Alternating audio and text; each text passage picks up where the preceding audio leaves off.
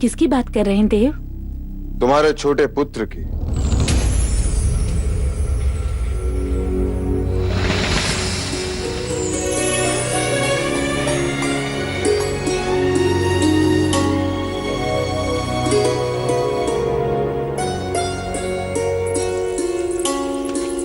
प्रजा, सिद्धार्थ के पालन पोषण में तुम इस तरह डूब गई कि तुम भूल गई कि तुम्हारा भी अपना कोई पुत्र है। किसी ने ताना क्या मार दिया कि सौतेले पुत्र का ध्यान कैसे रखोगे, तो अपनी संतान की बलि चढ़ा थी। दूसरा पुत्र हुआ तो उसे आंखों से दूर कर दिया, ये कहकर कि जब तक सिद्धार्थ बड़ा नहीं हो जाता तब तक मैं उसे वापस नहीं बुलाऊंगी। मैंने माया दीदी को वचन दिया था कि मैं सिद्धार्थ का ध्यान लेकिन अब सिद्धार्थ बड़ा हो गया है प्रजा। वो भी बड़ा हो गया होगा। सिद्धार्थ का ध्यान अब गोपा रखेगी और तुम भी अपने पुत्र को बड़ा होते हुए देखना।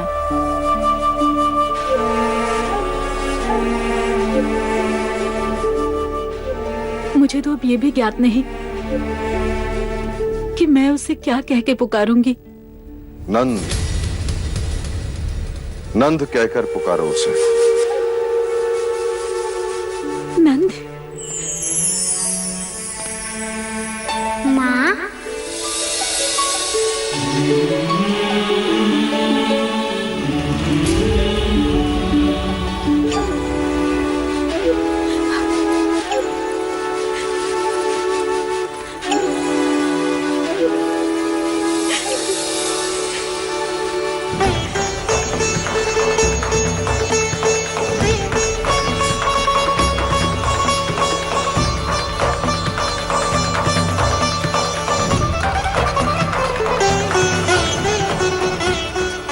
मेरी माँ हो, तुम बांसुरी बजाती हो, मुझे सिखाओगी?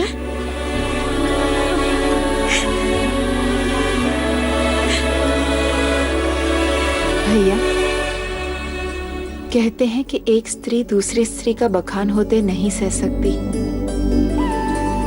पर आज जगत की सारी स्त्रियां इस स्त्री के सामने नतमस्तक हैं।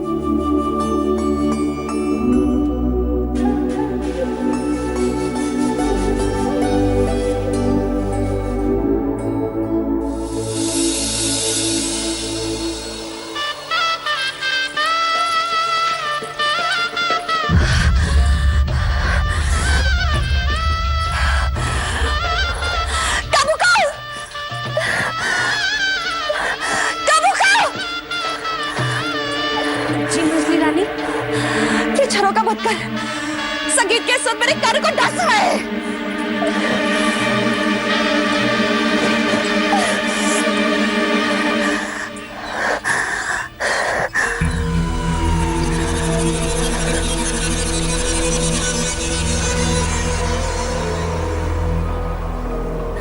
कुमार देवता महल लौट आए?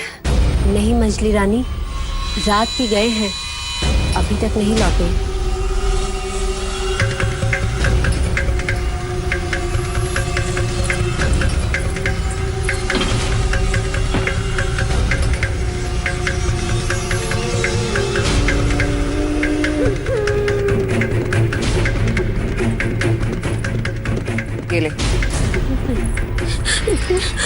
ले ले ये। तू जानती है इसमें क्या है? और तू अच्छी तरह से जानती कि तुझे क्या करना है। जा यहाँ से। मंगला दीदी,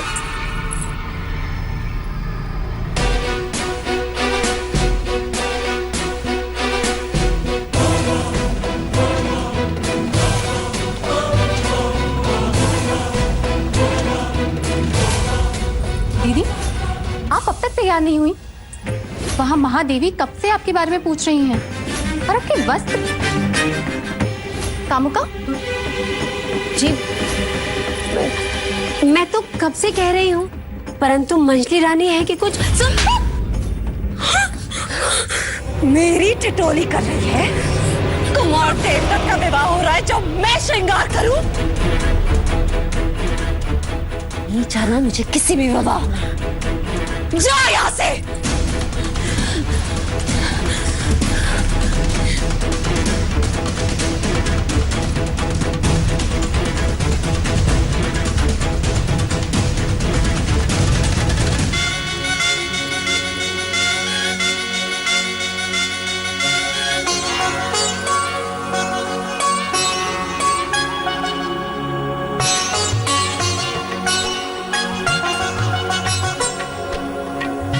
अमिता बुआ, ये आप क्या कर रहे हो?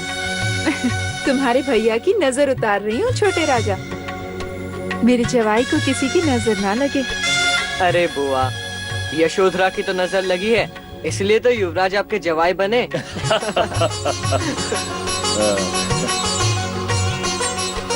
अब ये क्या है? जवाई के गले में घेरा। लो, बंध गए सिद्धार्थ भैया। अब इसे छुटकारा नहीं है, सोच लो।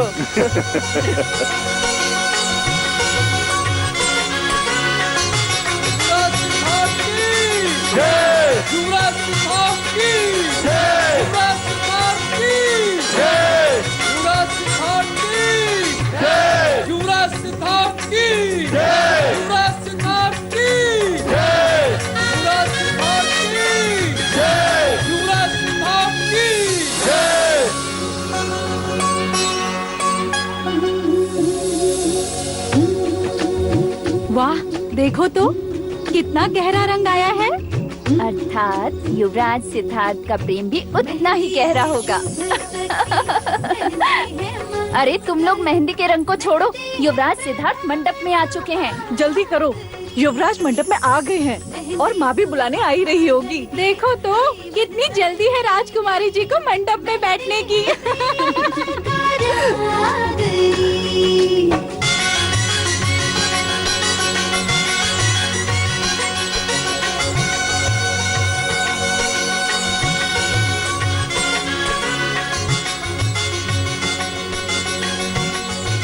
विभा जी मंगला दीदी नहीं आई?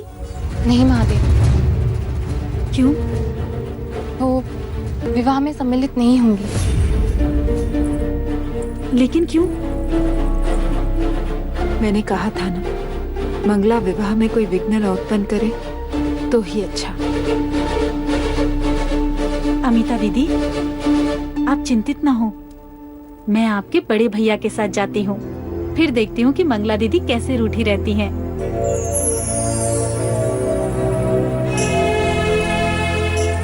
देव,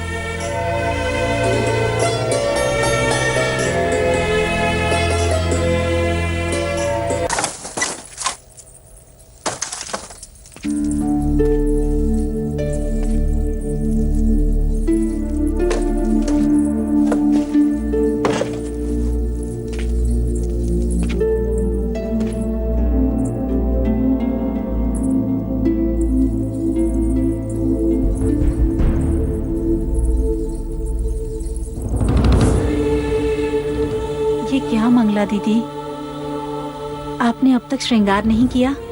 सिद्धार्थ कब से मंडप में पहुंच गया है? चलिए उठिए, देवदत्त भी न जाने कहाँ चला गया। उठिए मंगला दीदी। नहीं महादेवी। क्या हुआ मंगला? मैं पुनः अपनी जग हसाई नहीं करवाना चाहती महाराज। जगसाई अर्थात? वर्षों पहले हर्ष में आकर मैंने सबसे कह दिया था कि मेरा ब्याह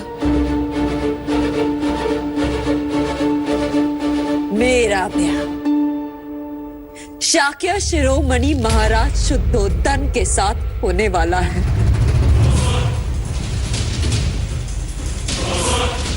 परंतु मेरी जगह साई हुई। यदि आज मैं विवाह में आई तो लोग मुझ पर हंसेंगे नहीं, कहेंगे मंगला को तो कोई लाज लज्जा है ही नहीं। बड़ी बड़ी बातें कर रही थी। मेरे पुत्र देवदत्त का विवाह यशोधरा के साथ होगा, परंतु उसका विवाह तो आज सिद्धार्थ के साथ हो रहा है।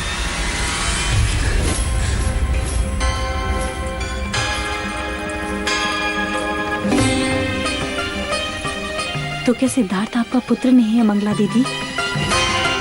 यदि आप विवाह में नहीं आई तो क्या कहेगी कपिलवस्तु की प्रजा? क्या कहेंगे लोग कि राज परिवार में इतना कलह क्लेश?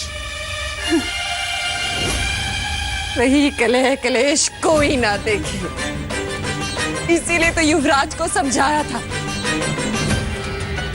एक कन्या के लिए दो भाइयों में इतना संघर्ष क्यों? परंतु आपने भी उन्हें नहीं रोका, उलट स्वयंवर के लिए उन्हें प्रोत्साहित किया।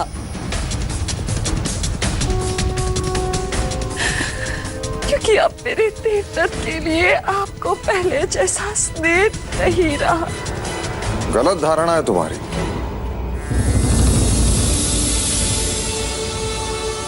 मेरे लिए आज भी देवदत्त और सिद्धार्थ में कोई अंतर नहीं। हाँ मंगला दीदी, महाराज के लिए आज भी वो दोनों कपिलवस्तु की दो आंखें हैं। सत्य कहा महादेवी, दो आंखें हैं, परंतु एक दाहिनी और दूसरी बाईं। एक शगुन तो दूसरी अपशगुन। एक शाक्यों के सिंहासन पर बैठेगा और दूसरा वही सिंहासन के सामने नतमस्तक। युवराज को यशोधरा मिली, सिंहासन मिलेगा, और मेरे देवदत्त को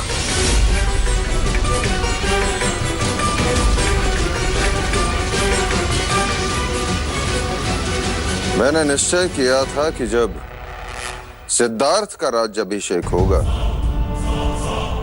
तब देवदत्त के नाम पर भी उत्तर का प्रदेश कर दिया जाएगा, ताकि दोनों कुमार अपने अपने शाक्य सीमाओं का विस्तार कर सकें और शाक्य संघ में हमारा वर्चस्व ऐसा ही बना रहे।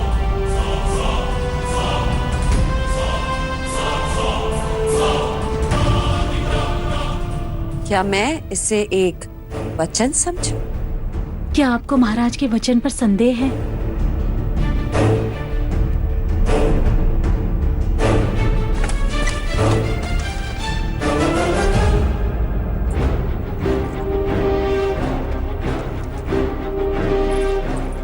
युवराज, तुम मंडप छोड़कर यहाँ क्यों चले आए?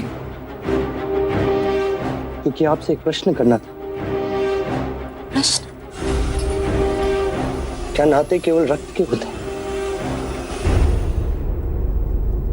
यदि वो रक्त के ना हो तो संबंध नहीं होते।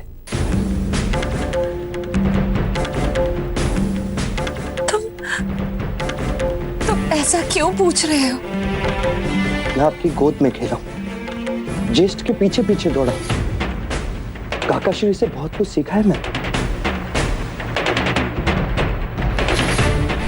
काकी ने माना कि ज्येष्ठ और आप मुझसे और गोपा से क्रोधित हैं, क्योंकि आपके मना करने पर भी मैंने स्वयंवर में भाग लिया। किंतु मैं ऐसा नहीं करता तो हम तीनों के प्राण पीड़ा से तड़पते, क्योंकि गोपा मुझसे प्रेम करती। मैं आपसे हाथ जोड़कर विनती करता हूं, आप हमेशा हमारे साथ रहें। आपका आशीर्वाद मेरे लिए उतना ही मूल्यवान है जितना ज्येष्ठ के लिए। अरे उठो सिद्धार्थ, ये क्या कर रहे हो? इस महल में सबको क्या हो रहा है? अरे लोग तो राय का पहाड़ बना देते हैं। मैं तो बस तुम्हारे ज्येष्ठ की चिंता में थी। इसीलिए श्रृंगार करना भूल गए। अन्यथा तुम्हारा विवाह हो और तुम्हारी काकी मां ना आए, ऐसा हो सकता है? महादेवी कुछ समझाइए ना इसे। आप जाइए, मैं शीघ्र ही आती।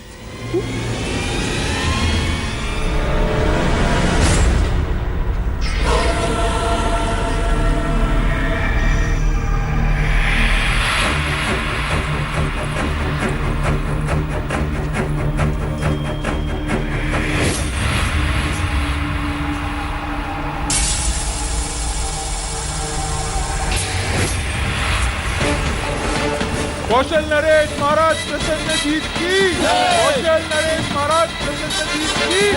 कौशल नरेश महाराज प्रसन्न जीत की। कौशल नरेश महाराज प्रसन्न जीत की। कौशल नरेश महाराज प्रसन्न जीत की। कौशल नरेश महाराज प्रसन्न जीत की।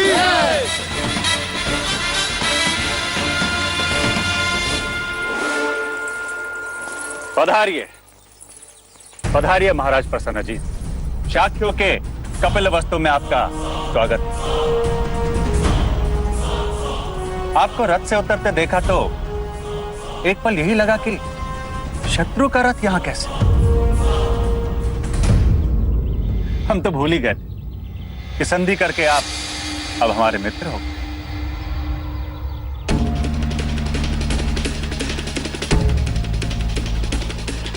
हम मित्र के साथ मित्र हैं, शत्रु के साथ शत्रु, परंतु आदर हम दोनों का करते हैं। यदि ये बात सत्य है कि आप हमारे मित्र हैं, तो हमारे साथ द्वार पर खड़े होकर हमारे अतिथियों का स्वागत इन फूलों से कीजिए। लीजिए। क्या मैंने कुछ अनुचित कहा मित्र? नहीं राजा द्रोणादन, आज मंगल अवसर आपके द्वार पर, कल हमारे द्वार पर हो सकता है। कपिल वस्तु में आपका स्वागत है कौशल नरेश।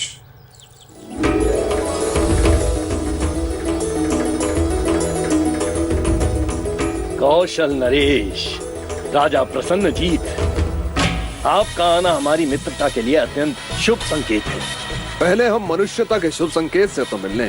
कहाँ है युवराज सिद्धार्थ? आइए महाराज, आइए। कौशल नरेश महाराज प्रसन्न जीत की। कौशल नरेश महाराज प्रसन्न जीत की। कौशल नरेश महाराज प्रसन्न जीत की। कौशल नरेश महाराज प्रसन्न जीत की। कौशल नरेश महाराज प्रसन्न जीत की। कौशल नरेश महाराज प्रसन्न जीत की। आपकी उपस्थिति ने कौशल और शाक्यों की मित्रता पर मोहर लगा दी महाराजा प्रसन्नजीत। स्वागत है आपका।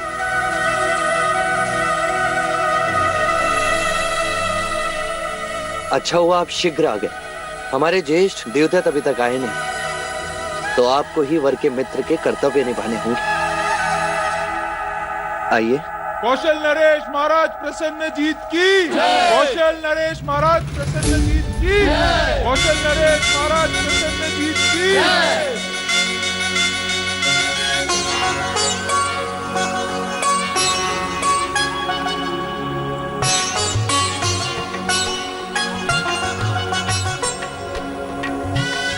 कन्या को बुलाइए।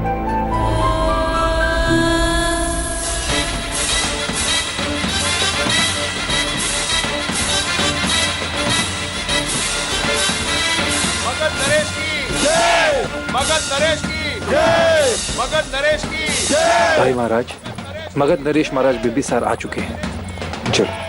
मगध नरेश की जय, मगध नरेश की जय, मगध नरेश की जय, मगध नरेश की जय, मगध नरेश की जय, मगध नरेश की जय, मगध नरेश की जय, मगध नरेश की जय। हमारा आमंत्रण स्वीकार कर यहाँ उपस्थित होना हमारे लिए अभिमान की बात है। मगध नरेश, उपस्थित तो होना ही था। पराक्रमी राजाओं की संगत किसे अच्छी नहीं लगती, और आप तो केवल पराक्रमी ही नहीं, हमारे पड़ोसी भी हैं।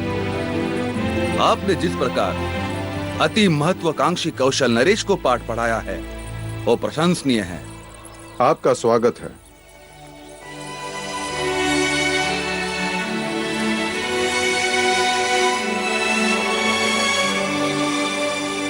महाराज, हमें लगा आपके साथ हमारी बहन वैदेही भी होगी। महाराज प्रसन्नजीत, आपको हमें यहाँ देखकर अत्यंत प्रसन्नता हुई। आपने शाक्यों के साथ संधि करके अत्यंत बुद्धिमानी का काम किया है। स्वागत है आपका, पधारे।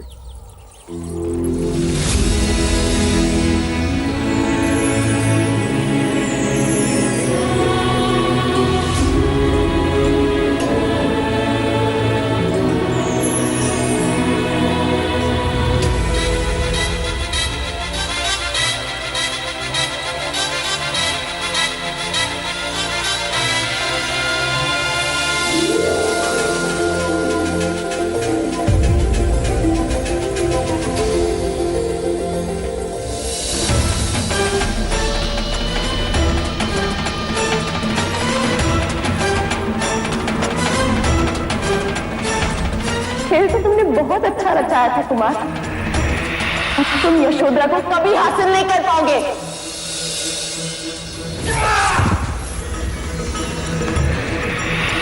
भाग्य के पास से पलटते हुए देर नहीं लगती ज्येष्ठ।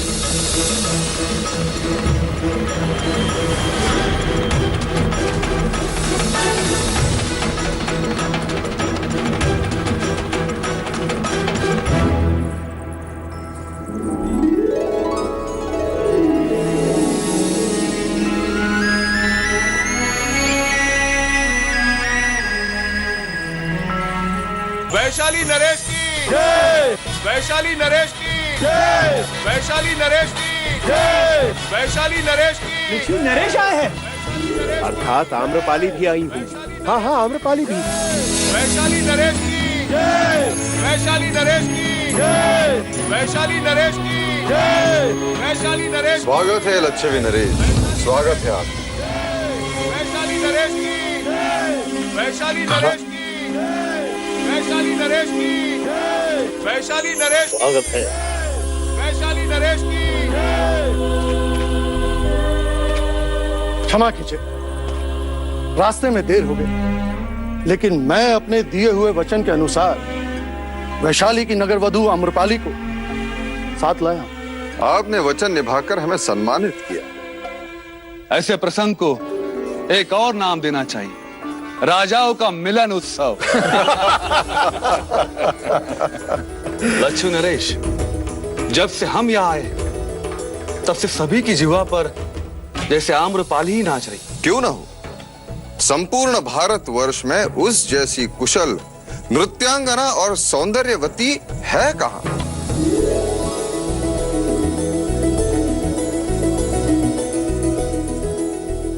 महाराज बिंबिसार, हमारे वैशाली में तो उसकी प्रशंसा में कहते हैं कि उसके रूप के आगे राजा अपना मुकुट, ब्राह्मण अपना शास्त्र, सैनिक अपनी तलवार और एक गृहस्थ अपना जीवन तक दांव पे लगा देता है। अति प्रशंसनीय, पर हम कैसे मान ले? वो आम्रपाली है, वैशाली की नगर वधू। चाहे तो देखकर परख सकते हैं। आपके बखान में अर्थ कम घमंड अधिक है। वो तो है, बड़े बड़े क्षत्रियों का पुरुषत्व वो अपने सौंदर्य के तराजू में तोल लेती है। अब तो अवश्य देखना पड़ेगा किसका पल्ला भारी है।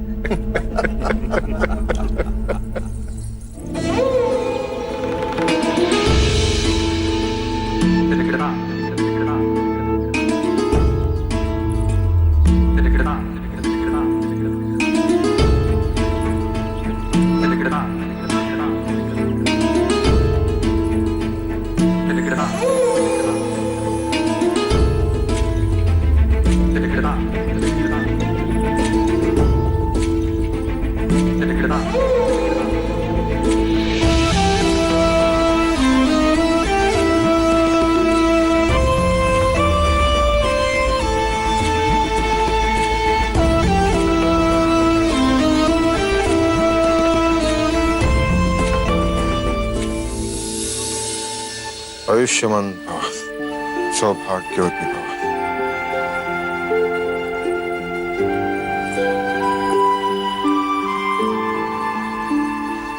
सदा सुखी रहो।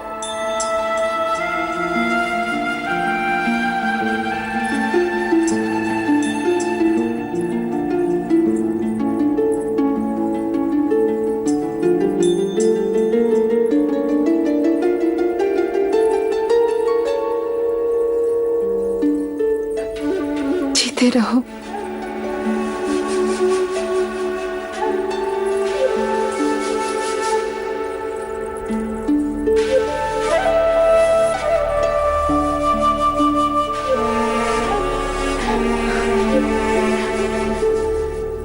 प्रजा,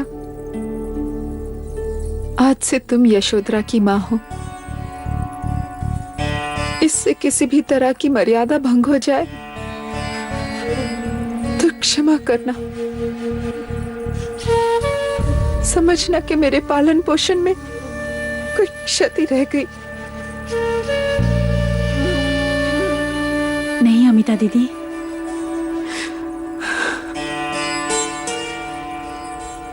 महाराज, आज से मेरी यशोधरा आपकी हुई।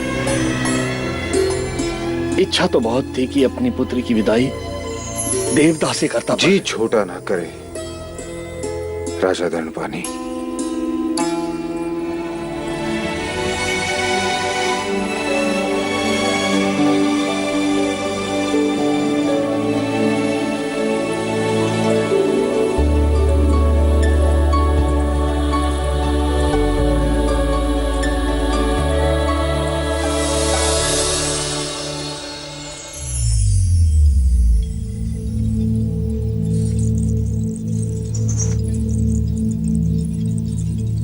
देवी, मगध नरेश बिंबिसार आपसे भेंट करना चाहते हैं। मगध नरेश, आमंत्रित करो उन्हें।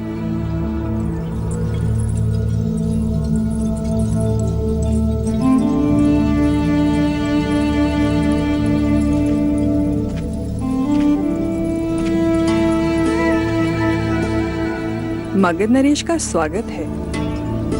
कहिए महाराज, आपका हमसे क्या काम? तुम पहली नगर वधू हो जो मगध नरेश बिंबिसार के स्वागत के लिए खड़ी नहीं हुई। क्या करे महाराज, विवश हूं। घुंघरू जो बांध रही हूं अधूरा नहीं छोड़ सकती। कला के भी कुछ नियम हैं। विराजिए। वाह,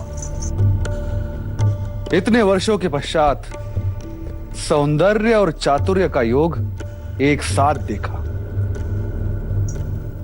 मैंने तुम्हारी इतनी प्रशंसा सुनी कि मैं स्वयं को रोक ना सका।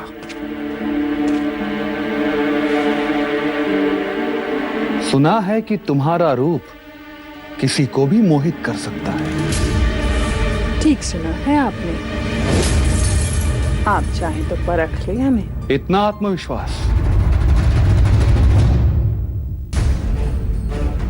कहते हैं कि विवाह के दिन वर को वधू से कोई विमुख नहीं कर सकता। यदि तुम कुछ देर के लिए सिद्धार्थ को मोहित करके अपने मोहपाश में जकड़ लो तो आप क्या हारेंगे? क्या जीतना चाहती हो?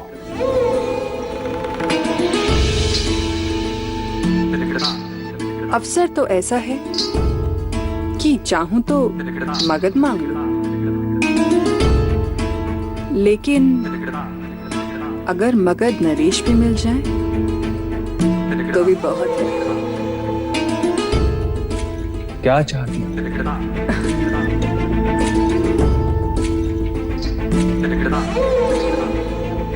यदि आप हार गए